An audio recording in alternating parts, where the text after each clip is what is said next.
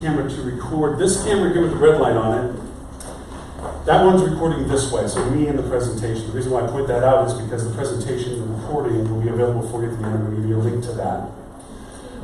So you'll be able to play back anything you find interesting that we're talking about. This one, which I'm about to turn on now, is a really cool, just came out 2 weeks ago. It is a 360 camera in 5.7K. I don't even have a TV that has 5.7K. But what it does do is record so that that recording will also have a link available should you be in the VR world and you just want to sit there and watch this whole thing all over again. If you haven't heard me enough in a half hour, you might want to play that one. Anyways, I will warn you that I have more slides than I have time. We have more content than we have time, but I want to make sure we have plenty of time. So the slide deck is built for you to go back to. There's a lot of content on it, a lot of links on it, and the link I'm about to give you that's me. Thank you, Lloyd's Hotel, for the wonderful hospitality, by the way. This is the progress of our day today. The link I'll give you at the end of the session will be the link you can go to that will not only have the slide deck, but will also have the video recording, the 360 recording, plus also, and you'll see why, a boatload of links, of tools, and so forth. Now, I've been told by people that speak better about these things than I do, that I should always open up and talk about what this is all about. And other than the session progression, and believe me, I'll talk more about it than just this, is to try to place something in a time frame. So if you'd like to think about it, think that it's May 17th, 2020, rather than where it is now. And you just got off a conference call with your peers and your superiors, congratulating you on the best year ever. From whatever happened, this past year was fantastic. Better than it ever had been before. And you stood back from that call, relishing in the happiness that we made you feel. You try to look back as to where that all began. What changed that made this the best year for you? And I hope today that this session, as we go through some things, a piece to a puzzle is going to drop into place. Or some point will be made, or some conversation will come up, or something you look at and go, I didn't know it could do that. Or I didn't know I could do that. Or I didn't know I should do that, will come into play. And that might be a catalyst that comes from this, because, and I don't know whether my history was clear in the bio, I used to run hotels all throughout the United States and Canada. I ran 187 hotels at one time, all branded, all independent, crazy world. And I grew up as a chef, I was a chef out in restaurants, so I've been in hospitality my whole life. To me, the first question we should always ask about everything we're doing is, does it improve our guest experience? Because at the end of the day, that we're in the greatest business in the world, and that's taking care of people. So all of what we're doing, rather than just the concerns of revenue generation and how to be more effective at it and so forth, ultimately our revenue generation comes from how well we can handle our guests and how well we improve their experience with us. Because at that point, everything else falls into place. So I hope you keep that in mind as we go through all this stuff. As whiz-banging as it is, as crazy it might be, if I talk under you, I apologize. If I talk over you, stop me. But hopefully somewhere in the middle, I can make some good points for you all. So what I'd like to do, that's the link, by the way, that will have all this information. I want to start with, what are we all talking about? What's the technology that's out there that's in our world right now? We're so busy doing what we're doing, sometimes we don't realize how much things change in our world and the technology that changes in our world. And I originally thought in this presentation, as short as it may be, I was going to bring up the Google I9 conference, just IO9 that just came through, or the Facebook 8 conference that happened where they review all the new stuff for this year. That's kind of bleeding edge. It's going to affect our world. It's actually starting to affect our world right now. But what really is affecting our world technology-wise is more the leading edge. The things that are already been in place for a little while that are getting adapted and used. And that's the part I want to focus mostly on today. Then we're going to talk about what we're going to deal with it, how we're going to work with it, and then hopefully we'll be able to engage. I understand that at the end of my presentation, both Dave and I will have the chance to answer any questions we may have that come up from either of our dialogues, and hopefully there'll be plenty of them. If not, I will be throwing out a challenge to you, just to warn you now, that if you don't have enough questions, your worst revenue management product in the future, whatever is coming up, is just banging your head against the wall, lost group business, displacement, OTA, new business to dev, branding, rebranding, refurbishment, whatever, bring it in. If you can't solve it in 5 minutes, I will dedicate 3 more hours of my time at your discretion to help you solve the problem. I have been in 42 cities with the HSMAI rocket program in the States and Canada, and nobody's knocked me off the hill yet, so I'll throw that challenge down to you if we get to that. Okay? All right. These are the hashtags. If you're into the social world, you can throw those around as we go along. What we're really looking at is, what are we dealing with? What's in the market right now? And to that end, I'm going to play a video. Everyone loves videos. I love videos. I have 2 videos. This is a long video, about 6 minutes. Hopefully it'll be entertaining for you. It's from the New York Times.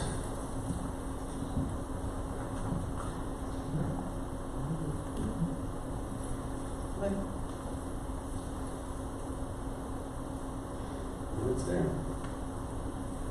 Give me a word out. We're in a pantomime. It worked for us before.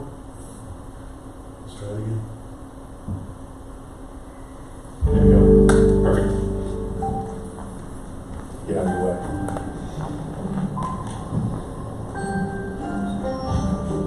If you're sitting in the United States or Europe right now, you've probably never used a Chinese app. But the reality is, if you want to know how the internet will develop, China, the land once known for its cheap rip-offs, has actually become a guide to the future. You know, the internet is the internet. But for China, the internet is more like an intranet. It's largely walled off from the Western world by this incredibly complex system of filters and blocks that we call the Great Firewall. And basically, the Great Firewall blocks any foreign site the Communist Party doesn't think it can control. So that means there is no Facebook, no Twitter, no Google. Instead, what filled the internet vacuum was a generation of Chinese copycats that have grown into huge companies. So for Google, you had Baidu. For YouTube, you had Youku. For Twitter, you had Sina Weibo. And the list goes on and on. It's almost as if the Chinese internet is a lagoon as an aside to the greater ocean of the internet. And in that lagoon, there are these swamp monster apps that bear some resemblance to the creatures in the ocean, but are mutated in some ways because they evolved in a different kind of environment. But things have started to shift in the sense that before, no one outside of the lagoon really cared about the swamp monsters. But now, all of a sudden, some of the features they've developed are so amazing that Western apps are trying to copy them. The greatest example of this is WeChat. WeChat is an example of, for lack of a better word, a super app. It's a Swiss Army knife that basically does everything for you. It's your WhatsApp, Facebook, Skype, and Uber. It's your Amazon, Instagram, Venmo, and Tinder. But it's other things we don't even have apps for. There are hospitals that have built out whole appointment booking systems. There are investment services. There are even heat maps that show how crowded a place is, be it your favorite shopping mall or a popular tourist site. The list of services goes on basically forever. But it's not the variety of things you can do on WeChat that makes it so powerful. It's the fact that they're all in one app. So why does that matter? Hypothetically, imagine you're sitting at home and one day you notice your corgi is dirty. You open WeChat, hit a few buttons, and a few hours later a man shows up at your door with some shampoo and a big vacuum. Your dog gets clean and he looks great. You take a photo, you share it with your friends, and tag the dog cleaning business. You haven't left the app. Your friend who likes Hello Kitty and works a boring office job is slacking off at work and looking at WeChat. She sees the photo of your clean corgi. She decides she wants her poodle clean. She clicks the tag on your photo and orders the same service. Within seconds, the man with the big vacuum is on his way to her house. She pays him, and he's happy because he got paid instantly on WeChat. She starts chatting with you to thank you. Neither of you have left the app. While chatting, she tells you about a new hip noodle joint. She says, you have to come. It's a schlep, but you accept. She orders food while still at her desk. You order a taxi. She pays for the food. On the way to her house, the man with the big vacuum invests the money he earned from both of you into a wealth management product that's probably a little too risky. Neither of you nor the man with the big vacuum have left the app. Both of you arrive and the app tells the kitchen you're there. Your WeChat profile photo pops up on the wall. It's an old photo from the year you had that weird part in your hair. Of course she makes a comment. Your food is served. You notice your meat is a bit overcooked, so you snap a photo and post a disparaging restaurant review. You're already on your phone, and you remember you still owe your friend money because she paid to transfer her money. Neither of you, the man with the big vacuum, nor the restaurant, have left the app. At the restaurant, there are no menus, there are no waiters, there is no cashier. There is only WeChat. By rolling so many functions into one single app, it's altered the concept of virality. It's no longer just videos or images or tweets that can go viral. It's a dog washer, noodles, all sorts of companies and products to get the push of the social network. Here in China, that network is 700 million people. Sounds great, right? Well, it is, but using a single app to find a date, schedule an oil change, or notarize a document also enables WeChat to collect a staggering volume of personal data. They know what you talk about, who you talk about it with, what you read, where you go, why you're going there, who's there, how you spend money when you're online, how you spend money when you're offline. The list goes on indefinitely. For advertisers, this is a miracle.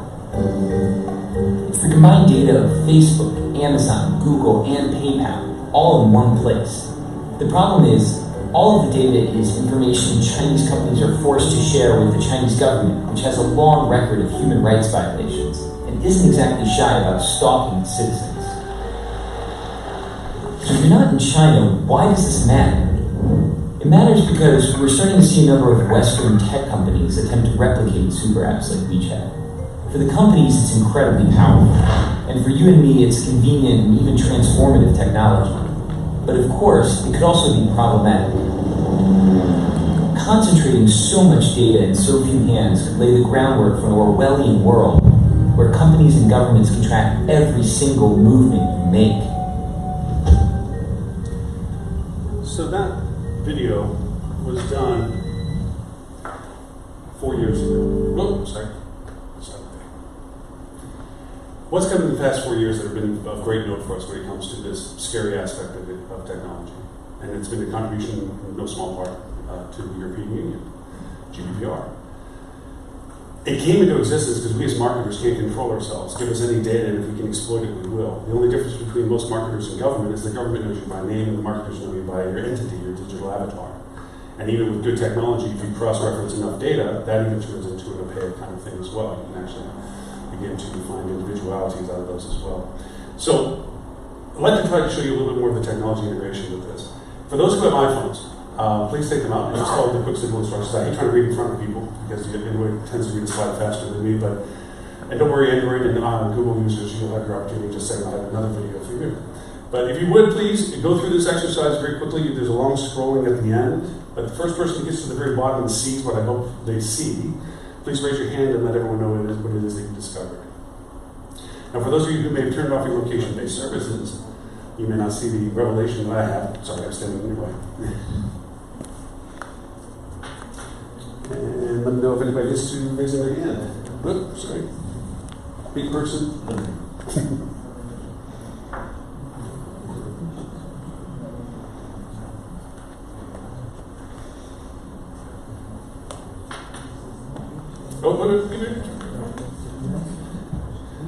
Your iPhone settings, select privacy, then location services, scroll all the way to the system services, and system services all the way down to the bottom.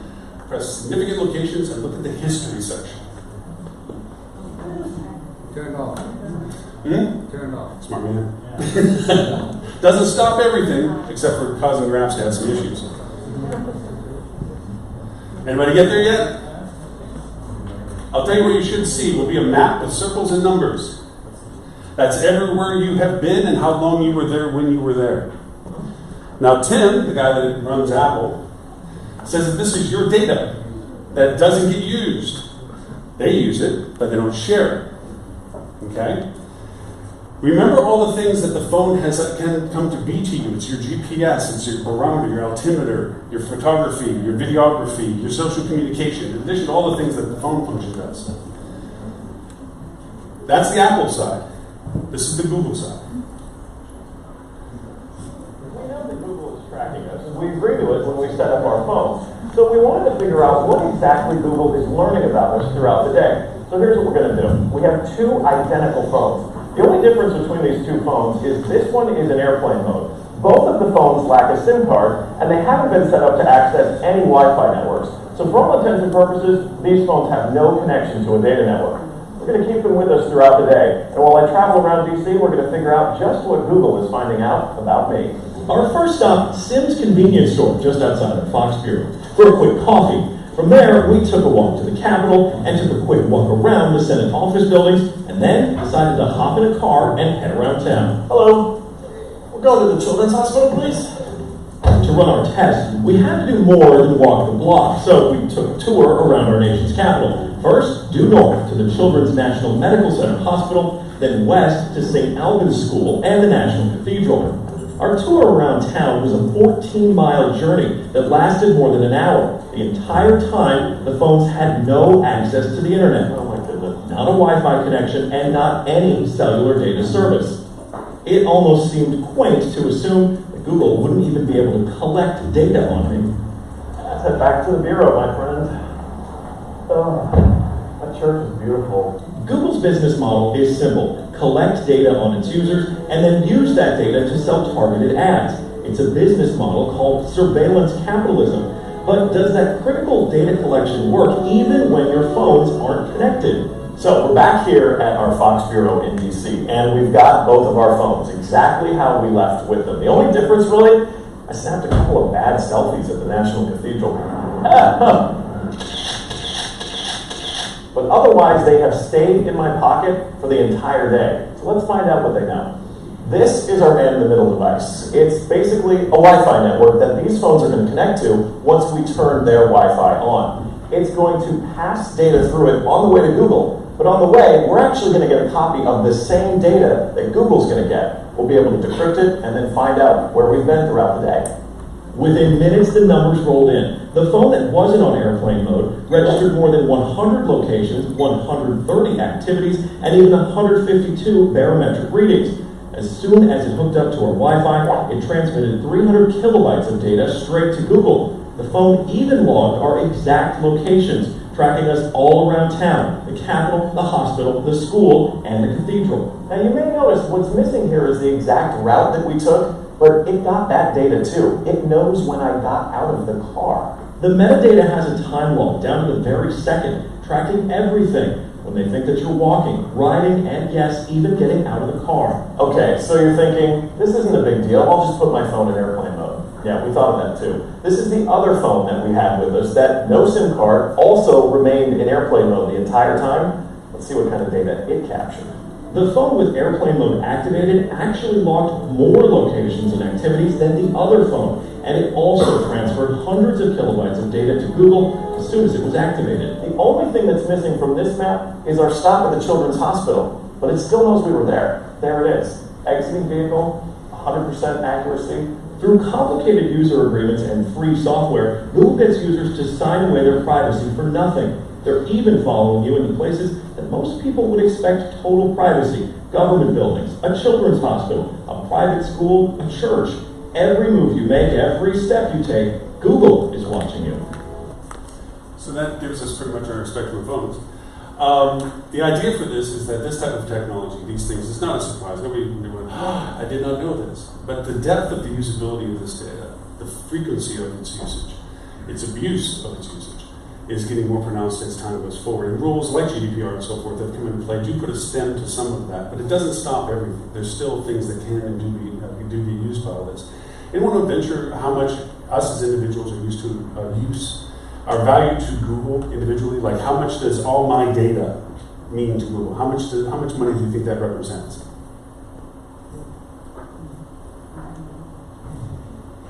Wild stab? Millions? Thousands? Hundreds? Millions? Individual data? I did the translation. It's a little less than 10 euros. That's how much money Google makes off of each of us for having the data about us. All that data that they accumulated is worth about that much to an individual. The aggregation and everything else and what they use for marketing and so forth. Because we're in such mass and so much. And think about all the data that your phone, whether it be an iPhone or an Android, provided them as since your location and provided. Why is that important for a marketer? You as marketers. I know that Dave was good to go over. I had a slide for Mentimeter as well. It's like, who's in the room? So it's a common slide to ask. And then I noticed that there was some less in sales and more than revenue. Why is this kind of data important to marketers? Knowing this kind of stuff, do you think? If I know where you are, I know how long you were there, I can determine when I need to market to you for what. Now that's either in proximity, where you are by location, whether it's by a business type, whether it's because of the time that you're traveling or not traveling. If I know this information, if I know that I live in Florida and now they find me in Amsterdam, I'm probably traveling. So with that being in mind, Google can translate what I need to know based on what it thinks I'm there for. And it will go over and start sending me ads more relevant to my location than if I just simply stayed at home. Okay. Went too fast. Hard to read slide, not intended to read it, other than to point out a few highlights to this. Our usage of social per day is a little over an hour and 15 minutes. Every day. We spend at least an hour on our social platforms, and that'll be important for a discussion here in a couple of minutes. Everybody's like, no, it's a lot more than that. It usually is. This is an aggregate.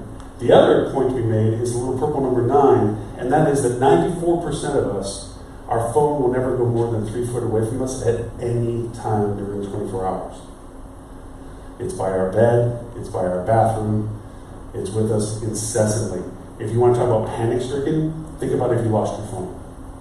Because we rely on it for so many things, it's our conduit to everything.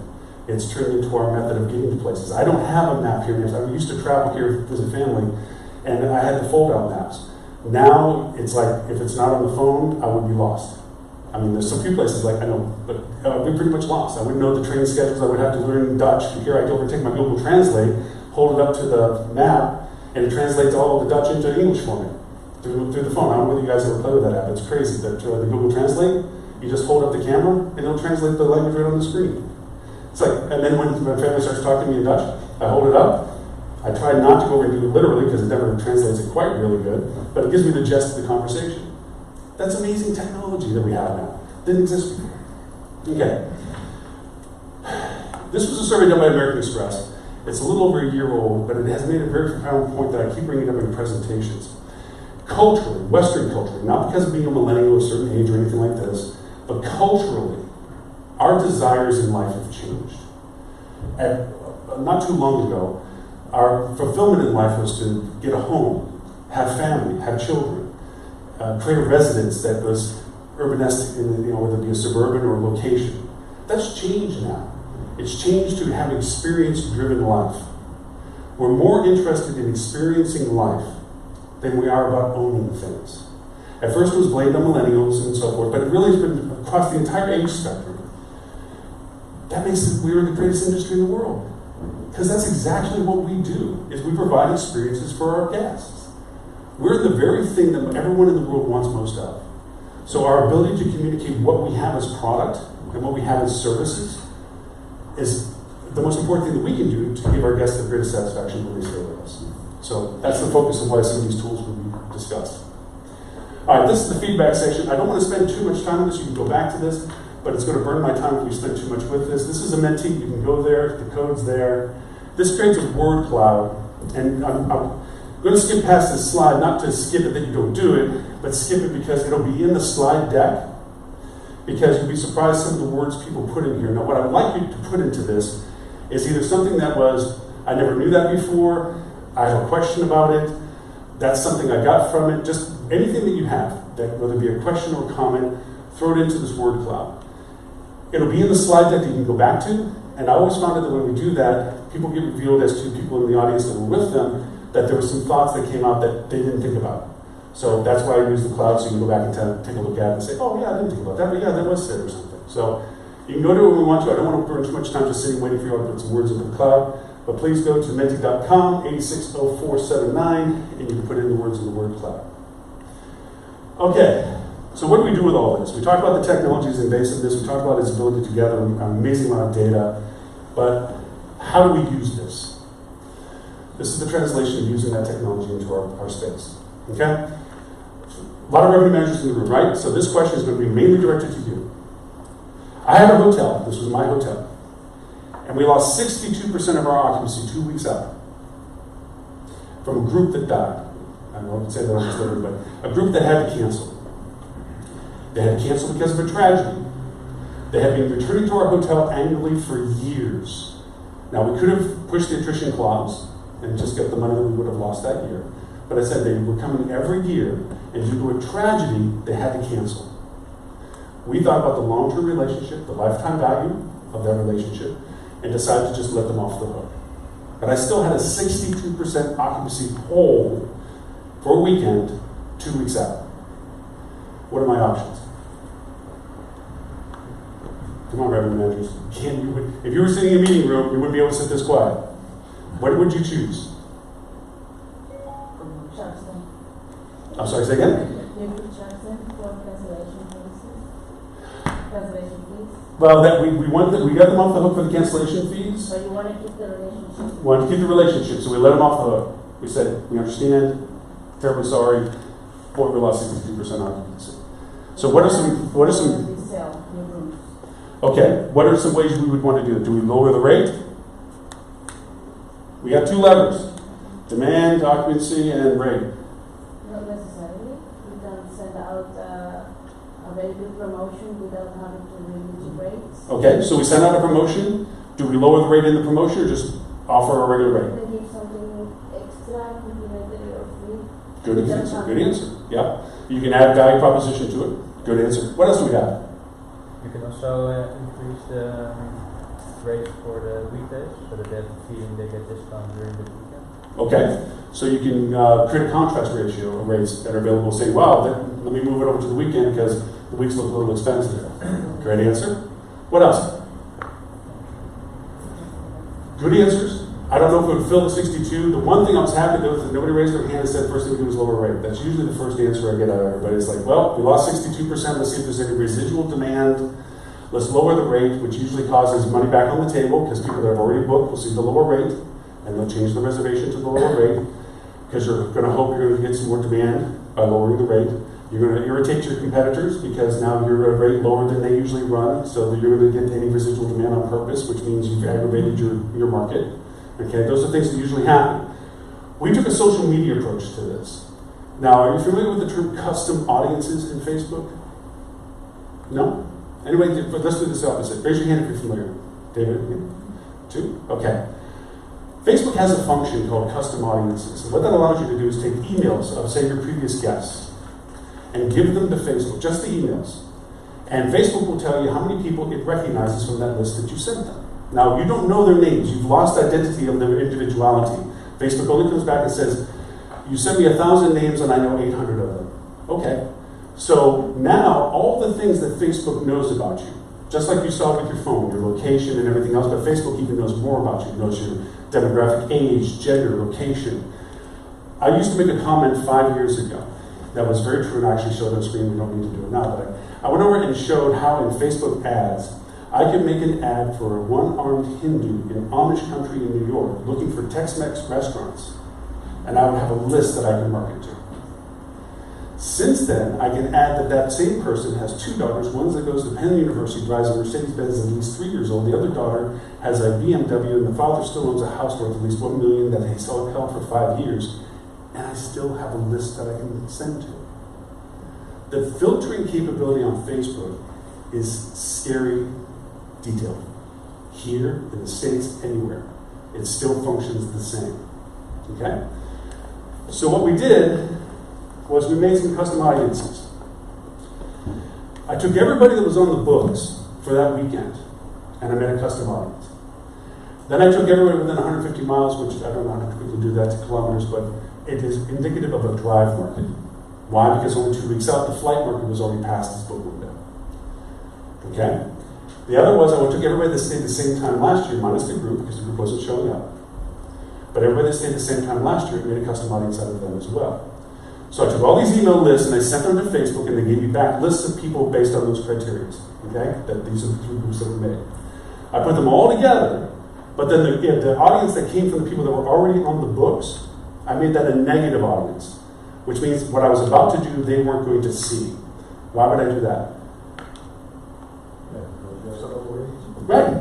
It'll keep money from going back onto the table because they won't see what I'm about to do for a rate offer. All I did was take the group rate, which was already a negotiated rate, which was below my bar, and I presented it to them in Facebook as an opportunity for them to book. So instead of just broadcasting and announcing and saying, hey, I got this great rate for this weekend, or I have this rate with this value proposition, which are great answers. They work at times and so forth. Or the fact that I've made a contrast with my rates so that you see this opportunity maybe staying on this weekend. I literally went to an audience that would be most interested in what I had to say, and I gave them an offer that I hope they would be interested in taking advantage of. The reason why I put it in the presentation, because it's sold out. Marketing needs as much lead time as possible. In the world of timelines, revenue management has certain milestones of data that they understand. And it's usually forensic data, meaning it's historical data that's applied and usable going forward. That is, you have booking windows, you have book dates, you have length of stays, and departure dates. Those are fundamental data sources for revenue management. Marketing has what's called discovery time. As revenue managers, if I told you that I could tell you when people were looking to stay at your hotel and where they were from geographically and how far ahead in the future they were looking, would that be of interest to you? You can do it for yourself for free right now. Google offers a tracking program called Google Tag Manager. Google Tag Manager is a shell that puts all the other tracking stuff for your website into one place. You know when people go to your website, put the dates in that they're looking to see what your rates are? You keep that data. It tracks that data. It also knows geographically where they were when they were looking for those dates and the date that they were looking from. So I literally can show you that somebody was in city A looking to stay at your hotel for the 4th week of March, 72 days out. All of a sudden I can market to them. I can take this filtering stuff and point it in that geographic location. And then if you took the data of what you know your guest is during that time, like, okay, the 3rd week of March is usually families with kids 7 to 10 years old that are traveling by car or something. So you look at your drive data and say, wow. Then as revenue managers, they can look at the rate and say, well, I don't want rate from city A, that's a little lower than we want. But city B over here, that's got a great rate. And so let's target them. And then you actually know which channels work. And if you look at the conversion of that channel, you know how much money you have to spend to make how much money. You actually can make a forecast from marketing data for revenue management.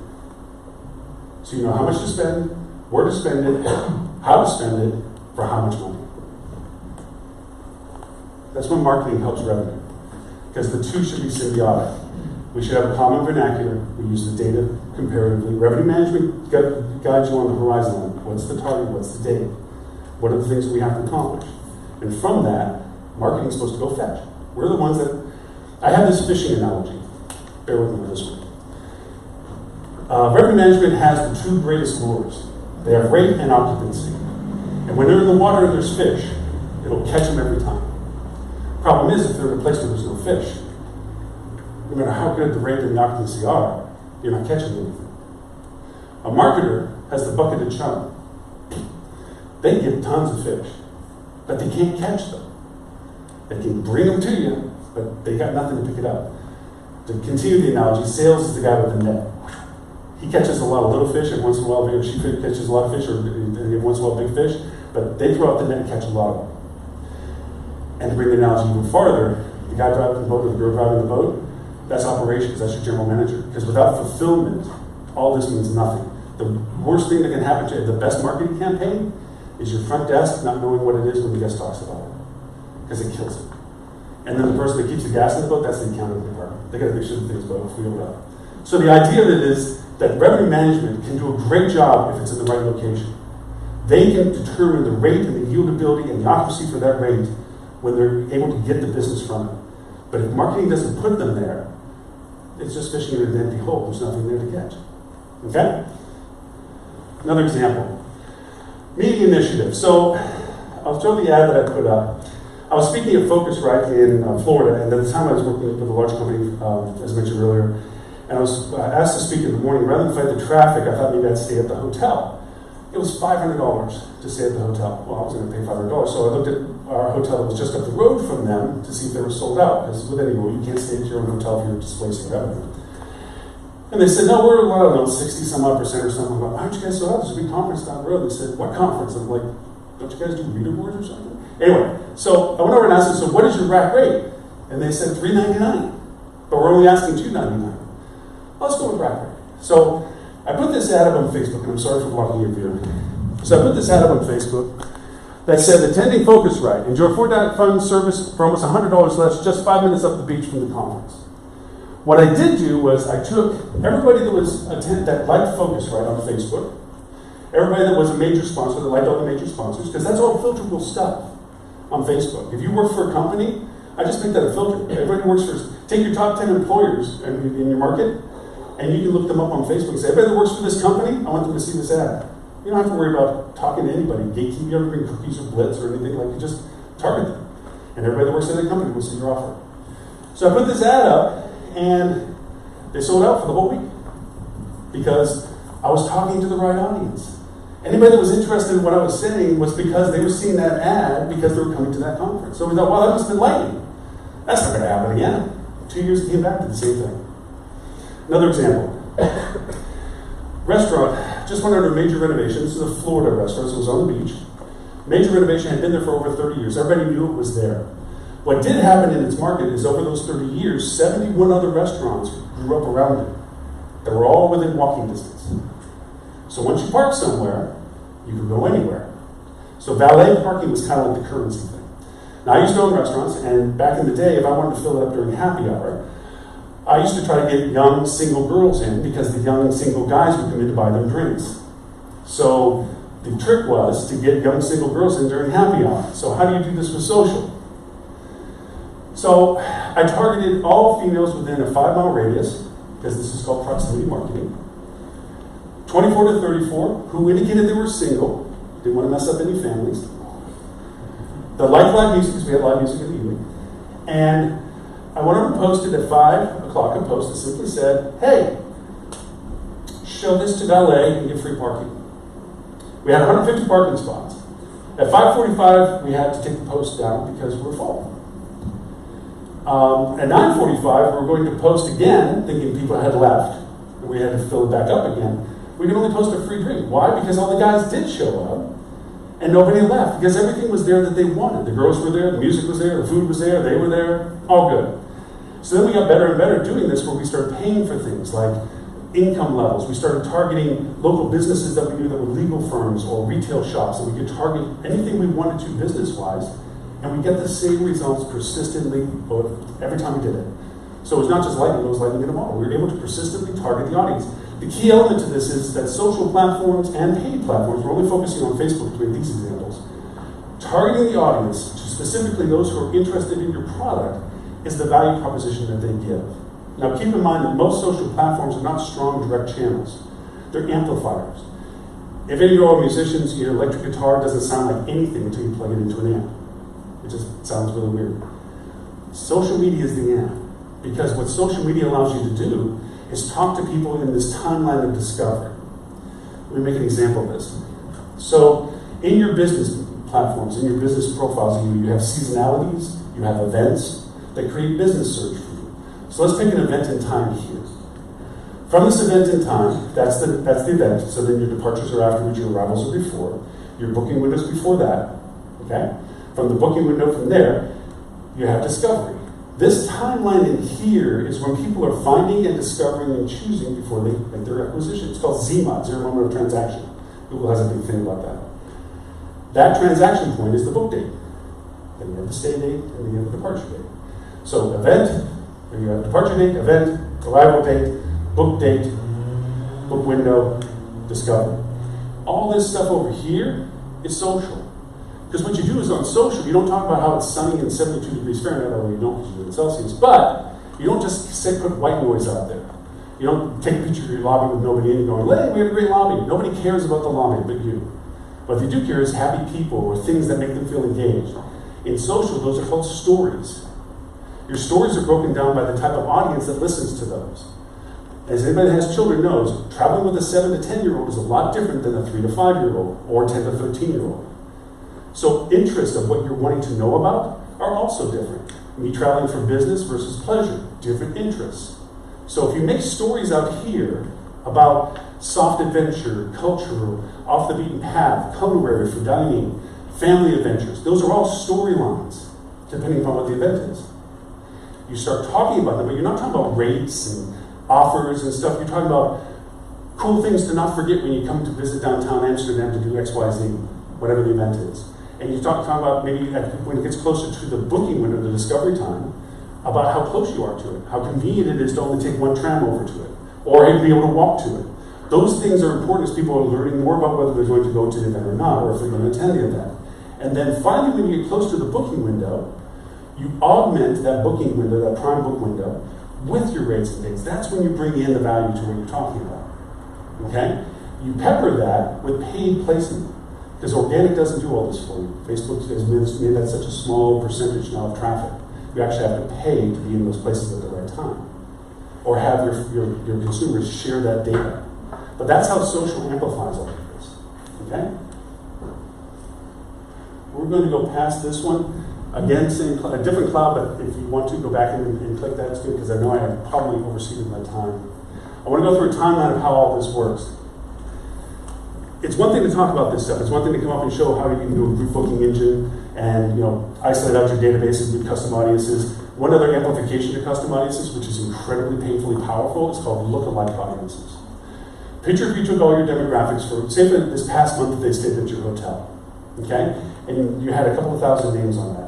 And you put that up to Facebook and said, this is my custom audience for April 2019, okay? And then you went over and asked Facebook, out of all these people I sent up to you that I called guests of April 2019, how many people in the Netherlands, okay, are just like them, within 1% identical demographically, and Facebook uses over 55,000 points of data that they know about you. And the people they come up with it, that 1%, are within 1% just like you. Incomes, interests, all that stuff that they calculate, they're within 1% identical to you. But these people have never stayed at your hotel. But now you have all the same access to them as the list that you put up. That's a lookalike audience. That's a huge amplification, because why, again, waste your time broadcasting opportunity when you can target that opportunity to people that you already know would probably be interested in what you have to offer, because people just like them have already enjoyed your product. That's why lookalike audience is so powerful. So this is the process. A little bit just of a quick timeline rundown. You find out what you're trying to focus on. That was just an example that I used. That's just one possible function to it. You have business cycles, you have memberships and loyalties. We know from those that are not branded, that's a very strong point that you have to make with the relationship of your own guests, because you are competing that with your other brands that do have that loyalty program, and that is a decision aspect for them. Content that you're trying to push, consumer sentiment, if you want to develop more of a direct engagement with your guests. These are all ways you can define the purpose of what you're going to create. Then demographics. What do you know about the people that you're now targeting for those things? Ages, interests, locations, whatever that data is, you create a persona. Anybody doing persona marketing? It's really fun. You're literally creating a visualization of the person you want to have come in your door. And then you define that as filters for how you make all the stuff the focus is your advertising on. Then you define your timeline. When do I need to have this stuff? You go backwards. If it's an event, it starts here. You go all the way back to when does the campaign get launched? When's all the creative and the links and the tracking? Don't do anything without tracking. If you're not doing the tracking, then it's not worth doing. Who's responsible for it? Who's the decision makers? All this gets patterned out into a timeline at the point of the event where it actually ends. You go backwards in that. And you create a calendar, a marketing calendar, that shows all the things that are going on. So when you have to sit in any C-level meeting or an exec meeting and somebody says, what's going on? Boom, we're at this stage, we're getting content for this event that we're going to be launching next week. This one's wrapping up and shutting off. This one's already needs approval. Everything's in a nice, colorful line, like a Gantt chart that shows you the timeline for each thing. Okay? From there, this is just a visualization. Sorry, I don't want to accelerate through this, but this is literally just the color versions of what I just said. This are the tools that marketers have. This is the functionalities that we have. We scrapped on one, Facebook. That's it. We didn't hit anything else. There's so many tools to so many things. You could take your competitors and in Facebook put a pinpoint on your competitor and put a circle of 1 kilometer and say anybody in that 1 kilometer that doesn't live there or is within 27 kilometers or lives beyond 75 kilometers, which means they're travelers, I want to target them and talk to them. Next time you're in Amsterdam, stay with me and I'll give you this. You can do this. You can target train stations and airports when people get displaced off of airlines and they say, I got stuck at the airport. You can say, hey, take this, get at gate 5, jump on this shuttle, and 10% off our best rate. We did that in Calgary. We beat everybody, our new hotel, beat all the 4 hotels in the market. People were lining up waiting for our bus and not going on the other buses because we were able to target them by fencing the airport and doing just what I just said. And you can do that. Facebook, Google. Okay, so those are those tools. These are a lot of crazy tools. They're all links. Color-coded wise, they are this. These are things that most people don't know exist. If you need that ad, you don't have a marketing department. You don't even have a marketing person. You don't have the resources. Half of these are free, the other half are cheap, or they start you free and then they implement it if you want to use it more. These create the ads you want. This allows me to go over and take your competitor and put it in and track every social thing that they did, how many people engaged it, what time of the day that they hit it, what did they use, and what did they focus. Because the key element of marketing isn't always reinventing the wheel. It's taking what's already good and making it better for yourself and finding the weakness of the other and making that better for yourself as well. Whenever I compete with anybody in the market, the first thing I do is find out who's the best in the market, learn what they're doing. If it's good enough for them and it's something I can apply, I take it and make it my own. And then I find out what they're not good at. And if it's good for me, I make it my own too. So it's not about thinking, well, we got to market ourselves. It's like, who's doing it right now? If that's the case, let's see what they're doing. And these tools out here will literally, I can go to your competition, your hotel, and tell you what you spent on your ads. How many times they were engaged with, where they were used, what I think your average budget is. And I don't have to have access to you to do that.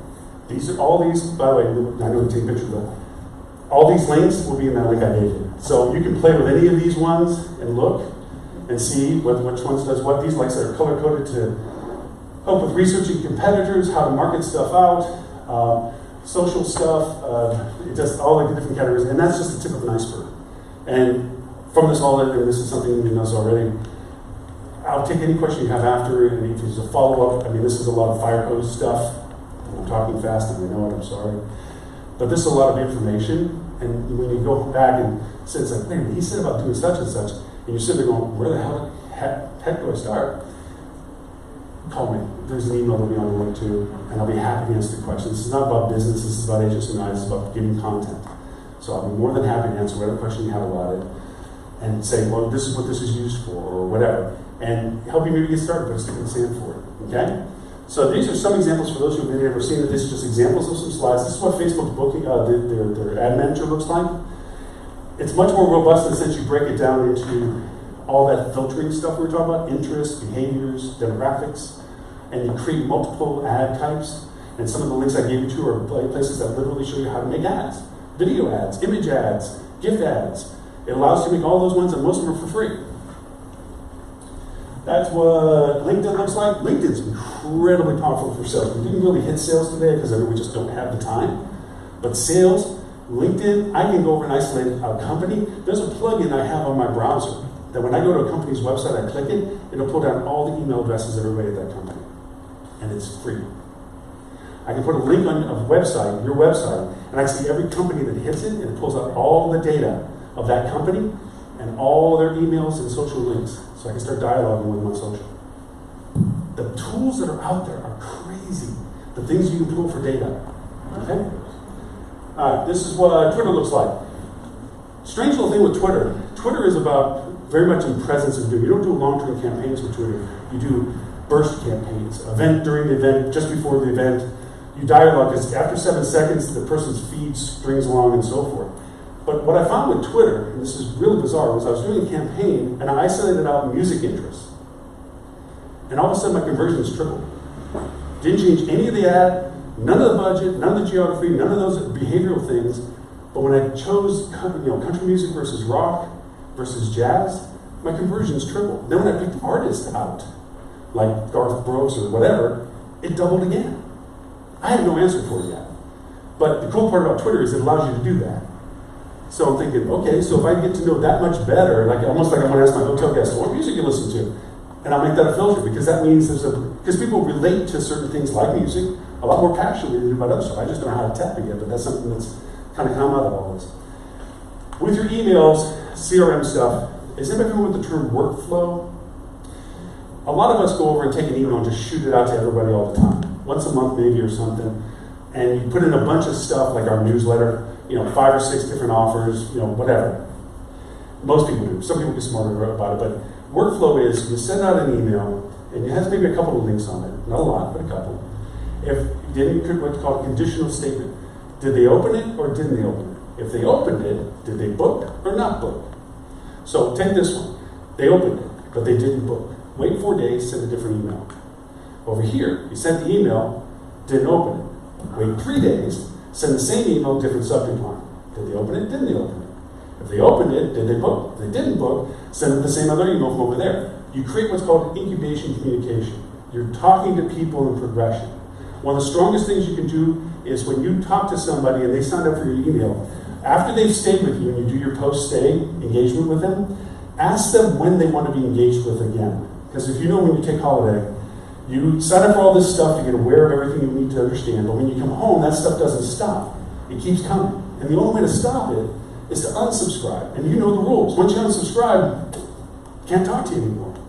So if you just give that simple option of when are you going to go on holiday again, would you like to consider us or we have these other hotels? And then when they say, I'm thinking about going May next year, don't bug them until then. Or if they say, I would like local deals or I like hot deals, great, put them in that database. This gets much more robust because this is very simplistic, but also what links they hit creates different databases. So if they hit military versus family versus last minute deals, they go in different silos of data. And you use them when you have those particular offers you'd like to focus those things on. You have a given database from it. It's powerful when you start using it. This is your only asset that's in your sandbox. All the other stuff we talked today, Facebook, Google, all that, is in somebody else's sandbox. We can't control that stuff. They can change the rules in a heartbeat and poof, all of a sudden it doesn't work anymore. This is our only sandbox that we can control. That's our direct engagement with our guests. Okay. These are lots of tools. Again, this is systematic, or step-by-step as to go through things. Pixels and tracking are paramount to this entire process. Every platform you use has them. Using that data only refines the relationship of how you can improve it with revenue management, because you can walk in and talk to a Dave of the world. He has a goal of what he wants. It's a KPI. And then you assign what tools you need to approach it. And I'll make an example of why there needs this common KPI, is that it's a common vernacular. If David and I were working together, and David said, Loren, I need 100,000 euros for XYZ hotel in the next 30 days, and falling short. Okay? And I go out, and I take the rates he's giving me, and I come back and say, I got you a 20-to-1 ROAS. Anybody know what ROAS is? Return on ad spend? Marketing world, I'm a rock star. You gave me $1, I gave you 20 back. Problem was, it only made Dave 5,000 euros. That's great. Where's my other 95? Not my problem. The boss likes me. I did 21 ROAS because that's what I'm walking around telling everybody. We're not connected. We're not in the same vernacular. We don't have the same KPI. Now, what I need to do is make him 100,000 euros. So even though I can do a 21 ROAS on 5,000, I got to find all the other ones that make me $95,000 more. He doesn't. To him, it's okay that you did that. It's great. Congratulations to you. But where's my money? So we have to talk the same. So our strategy conversations come that way, where he's like, look, I got this hole 2 weeks out. Hey, why don't we target these people by targeting previous audience that stayed the same time last year? We'll throw that up on Facebook. Meanwhile, let's put a Google paid campaign. What's our feeder markets from last year? Because we have that tracking coming from the website. We looked at who was looking for those dates. Let's go back to them and target them and give them an offer that he decides on. That's when those things work together. That's when we're in the same room doing the same thing. And if he fails, I should fail. If I fail, he should fail. Because as long as if we're on two different boats and one of them sinks and that's not mine, why should I worry? It's not a good way to work together. So we got to be on the same boat with the same anchor tied to our heel if we're going to make it work. Because then all of a sudden, I tell him truthful data, not statistics that I want to make up. 4 out of 5 dentists like the toothpaste. Yeah, that's because I went over and checked 20 dentists, picked 5 of them. Okay, 4 of them already said yes. I skewed the data. Just because it's data doesn't make it right. There's 4 different ways to mess up data. We won't get into it, but there's 4 ways to make a mess up data. And that's one of them, is the skewing of data. So we have to make sure that our goal is correct, our liability is connected, and our communication is truthful. We do that, and we'll beat everybody in our market. So, tools for flow. Again, this is just a continuation of conversation. Like I said, I put way too much into it, so you can go back and kind of step through all this stuff. This is some cool stuff. I know Inga mentioned this. She is generous enough to allow that we're going to start broadcasting this live. But every week I do a live show. We're in 28 countries right now. I think we're almost to 10,000 people a week. We do it live, talking heads. There's 6 people talking. It's for HSMAI. We're unbiased in the sense we don't take sponsors or anything. So we have people that come and talk about product. We talk about what's in the tools, tips, techniques, and stuff for the week. Get some crazy, intelligent, brilliant people on the show. But you see that as a live broadcast coming through on the Facebook channel. You can join it at any time, and if you want to be a participant, chime in, raise a hand, and we'll put you right on the screen. The whole idea is communication. We can't succeed if we don't start talking, because if the tide comes up, all the boats go up too. So that live show is a lot of fun. There's lots of others podcasts. I don't know if you've listened to a lot of podcasts. There's some great podcasts out there. Tim Peter does one. He's on my show. Fuel Travel does a great one out of the States. But there's more than that. That's just some highlighted ones. All right. We're at that point. Final Q&A. That's it. Themes. What the heck is that slide? I took that one out. Anyway, that's yours. That's the link that will have the recording, the 360, the presentation deck, and I think we're at Q&A. And I actually got to slide in on the slides. Thank you for letting me sneak in way more time than you should tell me. Thank you.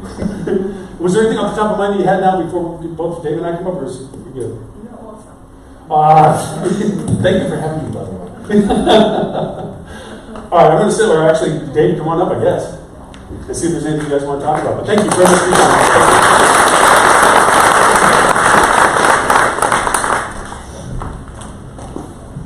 Remember, if you don't ask a question, the challenge is up. If you hadn't thought of a challenge, hold a question. Come on, the meaning of the universe, the entire internet is at your feet. I'm not sure, and maybe I didn't see your slide right, but I think that the monthly meeting you were showing didn't really show anyone from marketing. Did I see that right? Correct. Yeah, good point. Is there a good reason for that? That's at least in sense of my hotel group at the moment, we don't have got any marketing specialists in the hotel themselves. It's all headquartered, but it's definitely something that I take away from the meetings back to the headquarters, informing marketing if there's any need in marketing's perspective. But indeed, it's something that we are developing as well. Anyone else? Anybody have a gnarly revenue problem? Seriously, there's nothing. I mean, other than talking obviously rates and so forth. There's not a rate strategy component to this, but from a situation of you have a problem, an issue, changing your market, competitive set, you're going through renovation. What are the stages of process for that? You have a hole. You have no marketing team, and so you're looking at trying to generate revenue off of something. Yes, sir. So recently we got Formula One back in Zandvoort, and now we have the song festivals as well.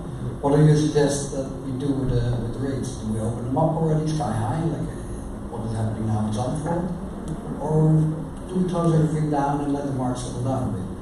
I'll let you go revenue first, and I'll give you mine. Or I'll go first. If I don't give all the secrets, of course. No, we closed down May totally for now. Waiting until we know that where and when the song contest is being done. And if we have got the whole picture, then we will start up setting up a strategy on what we're going to do with the rates. We probably start up a bit higher than normal and just see how the market will develop. It is so far out at the moment, so it's very difficult to say now we put on a certain point. We actually starting somewhere as soon as we have got a more clear view on what is going to happen.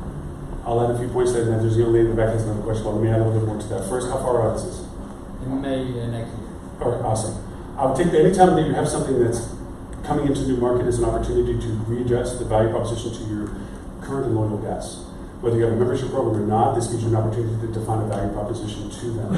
I'm sure that you're projecting forward the tiers of rates that you're going to create for the strata of this.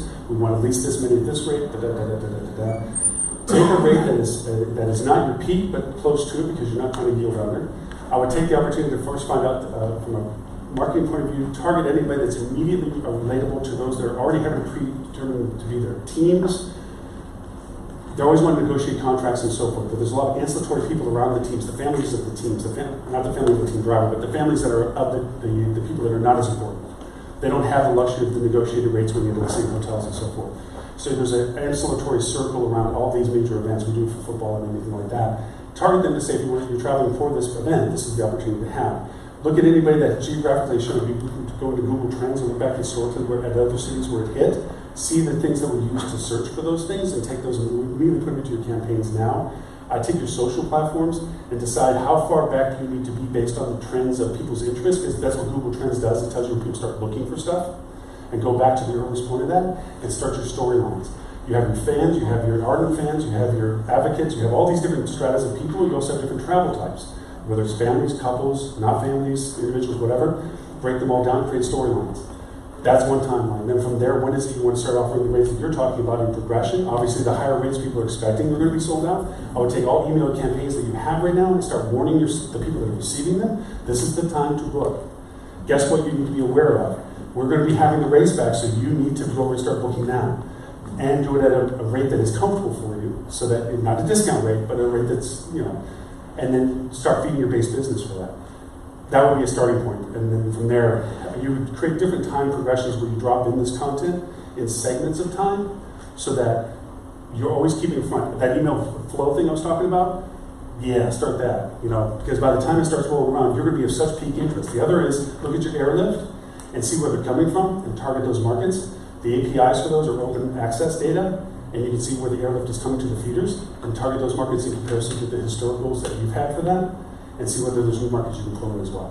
Sorry, we're on a tangent. That's some stuff. Got it. I'll repeat it at the end if you want to, but it's, I'm sorry. Okay, I would like to add something to David's story, because actually we already made the rates for May, I think 2 days ago. And we already received some reservation for the Eurovision Song Festival, so I think the priority is already there. But you can decide for yourself. But what we see now is that we're already receiving reservations for May 2020. The point what we're seeing as well is, as soon as you're opening up, we've got 6 hotels around the country, from Amsterdam and Rotterdam are actually the most markets that we think the song contest will go. If you get a reservation right now, but the song contest at the end up in another city, you get a cancellation as well, and try to avoid that in first part. So we really want to focus on. Yeah, true. But if you only have the non-refundables, that shouldn't be a problem. Yeah. You bring up a very good point. The other is that people knowing they're paying for a high rate, you can give them a value incentive to go to one of your properties by saying, we know we're getting you on a rate, they're coming to a major event, and rates aren't low. So we'd like to keep our loyalty relationship with you, our personal relationship with you, by saying, because you're coming in and joining us at a time that's a high demand, we'd like to make this value proposition to you at our hotels, which gives you an easy introduction to some properties that might need some lift at other times, because then you can put fences on that, you give opportunity for downtimes at other hotels, hoping to artificially create the demand for that particular time. So. Yes, sir. Yes, got a question? Yes, sir. Yeah, thank you. I think it's for Loren. We had 2 PMS switches last 4 years, so I lost a lot of guest data. And in the meantime, I really would like to start targeting the audience and every option you just said. Well, what do you think is the most reliable data source for now? Which PMS are you on right now? I'm now on Muse. First, I would say, can you extract your current CRM data the way you have it now, what you have on file now? Your current data, can you extract it in a format of? Yeah, I can. Yes. Good. Do you have any old data sources from the previous PMS systems? I am, but they are somewhat clouded. So. Okay. When you got off the old systems, did they legacy the data into like paper or any PDF formatting or anything like that? Just Excel. They did everything Excel. Oh, good. Oh, you're fine. Okay. First, I would take any of the previous Excel data that you have, strip everything but the emails out, and put it as a separate. Don't replace the files you have. Make new files with just the emails for everything you can gather from all the old systems. And is there any, in that Excel sheets that you have, is there any dates of stay? Yeah, there is some dates. Oh, you're rocking. Okay, so it's going to take a little bit more work, but depending upon your business cycle, if you want to do it by calendar month or not, or by business cycle, it's a choice. Take it and each month take the extracted out emails and put it immediately into Facebook like we're talking about for customized. So just extract that in there now and let that go in. The second I would do you have a Facebook pixel on your website? No, I don't. Do that, because then what's going to happen is once you put that up into custom audiences, Facebook's going to know when any of those previous guests come back to your website. And that creates its own custom audience. Because I forgot to tell you guys that, but when you put the pixel on your website, it tracks everything for Facebook too. So it'll track what pages they went to. So if they went to a wedding page, you can target weddings. If they went to this, you go. But it also tells if it was a part of a custom audience.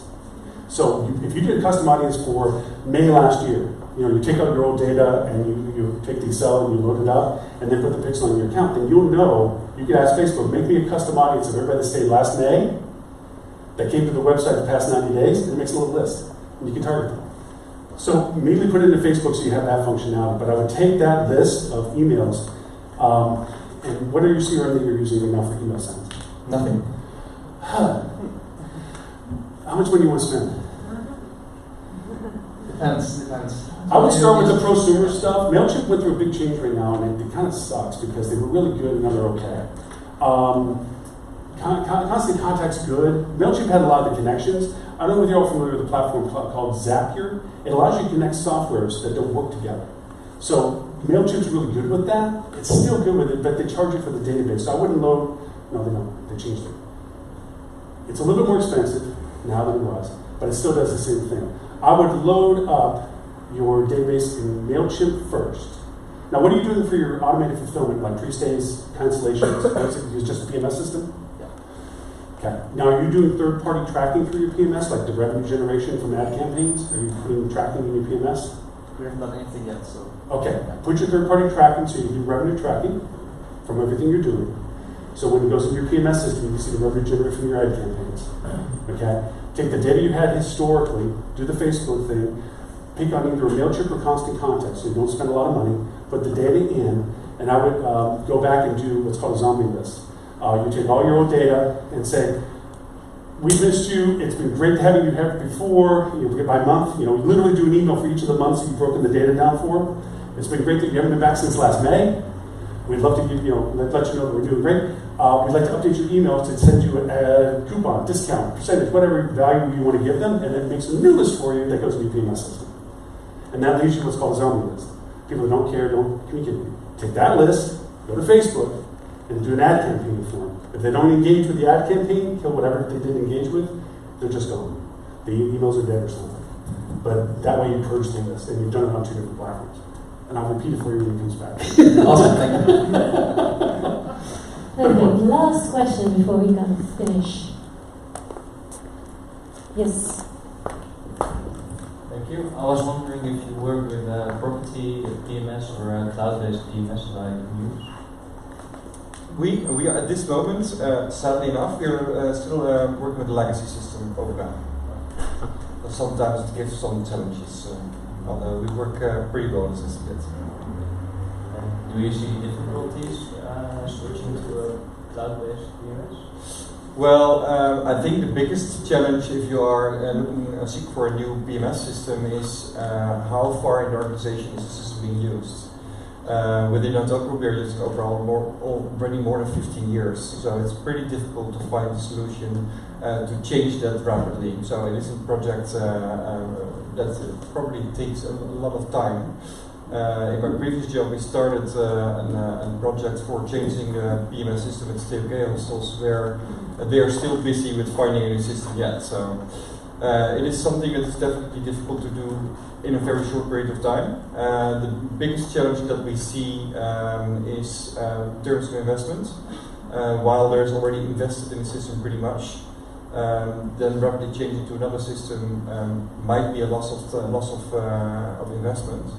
And secondly, as said, what do we need? What are the requirements that we need to have for the system, for a new system, potential system that we want to use? Perfect. Can I have a thank you for Loren Gray and Dave Oldham?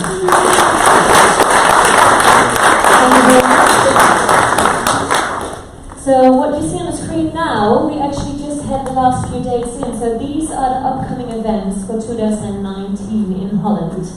What I do have to say, so the summer party's coming up. It's now set on the 2nd of July. The commercial summer camp, which is not included in the membership, but I'll tell you in a minute a little bit more about that. Gastvrij Rotterdam, which is afternoon and evening on the 24th of September, a HSMAI Day in Holland, 29th of October, and another HSMAI meeting, afternoon meeting on the 11th of December. Just opening my little note. Yes, so about this summer camp, it's not included in the membership. You can find more information about that on our website. but it mainly focuses on developing cross-functional strategic thinking and leadership skills. 2 days will be focusing on executive development, and 3 days on developing an overall commercial plan. But as I said, come to us for more information or look on our website, and these are the next upcoming events. I want to take this opportunity to thank Lloyd Hotel for the beautiful location, and we actually have a lovely tour coming up through the hotel in 2 groups, I've been told. And we still have the network drinks, which will be in the bar. So we hope you stay around, network with us, come up to us if you have any feedback or if you want to talk to us.